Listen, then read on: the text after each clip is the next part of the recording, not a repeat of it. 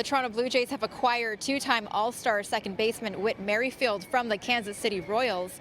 But now questions are swirling around what his availability will look like because of his current vaccination status. As of just a couple of weeks ago, Merrifield had not been vaccinated.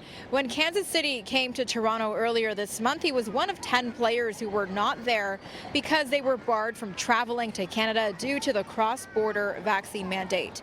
Merrifield has yet to weigh in on his vaccination status since news of the trade, but has previously said that he'd be open to getting vaccinated in the future if doing so would enable him to come to Canada and to play in the postseason. Blue Jays analyst Shi Davidi was on Blue Jay Central before today's game to break down the current situation. In order to enter Canada, a traveler must be 2 weeks clear of being fully vaccinated. So if you're doing one of the two-dose vaccines, it's a much longer runway. But if you take the J&J shot, which is just one shot, and that's considered fully vaccinated, it's a 15-day runway. And so if he, say, got it today or tomorrow, he would miss a handful of home games for Blue Jays home games later in August.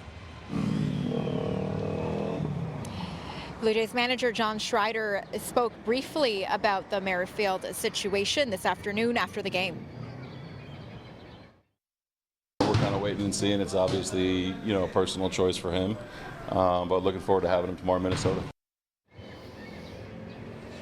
Now, we caught up with some Blue Jays fans here outside of the Rogers Centre today to talk about the trade and whether or not he'd be able to play here in Toronto.